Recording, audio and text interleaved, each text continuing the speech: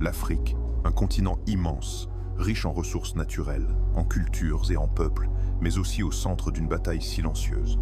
Les États-Unis, la Chine, la Russie, chacun avance ses pions. Bases militaires, contrats miniers, alliances diplomatiques, tout y passe. Certains parlent même d'une nouvelle guerre froide, où l'Afrique serait l'échiquier mondial. Dans cette vidéo, nous allons plonger ensemble dans les coulisses de cette lutte pour l'influence. Vous allez comprendre pourquoi l'Afrique est devenue l'obsession des grandes puissances, et surtout, ce que ça signifie pour notre avenir. Pour comprendre ce qui se joue aujourd'hui, il faut remonter dans l'histoire. Pendant la guerre froide du XXe siècle, l'Afrique était déjà un terrain d'affrontement indirect entre Washington et Moscou.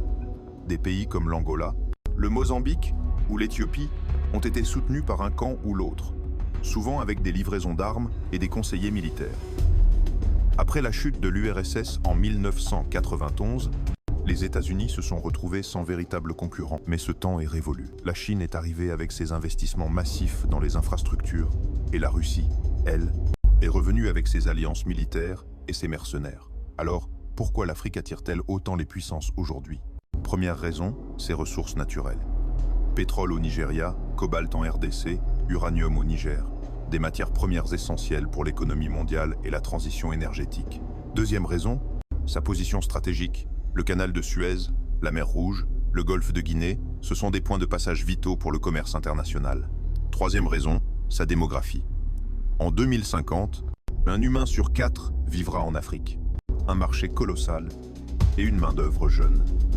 Chacun a sa méthode pour conquérir l'Afrique. Les États-Unis misent sur la sécurité et la diplomatie. Accords militaires, lutte contre le terrorisme, partenariats économiques. La Chine investit dans les routes, les ponts, les ports, avec son initiative des nouvelles routes de la soie. Mais attention, certains parlent de piège de la dette. La Russie, elle, joue la carte militaire directe. Livraison d'armes, coopération sécuritaire, présence du groupe Wagner dans plusieurs pays. Et entre ces géants, l'Union européenne tente de garder sa place, mais son influence s'érode. Alors, qui gagne dans cette nouvelle guerre froide? Sur le court terme, certains pays africains profitent de cette compétition. Plus d'investissements, plus d'alliances. Mais sur le long terme, il y a un risque. Devenir dépendant de puissances extérieures, perdre une partie de leur souveraineté et servir de champ de bataille aux ambitions des autres. Le Sahel, par exemple, est déjà une zone où les rivalités internationales alimentent l'instabilité. L'avenir dépendra de la capacité des pays africains à imposer leurs propres conditions. L'Afrique n'est pas seulement le terrain de jeu des grandes puissances, c'est l'avenir du monde. Mais cet avenir dépendra des choix faits aujourd'hui. Rester spectateurs ou devenir les acteurs de leur destin. Et vous, que pensez-vous? L'Afrique peut-elle s'imposer face à ces géants?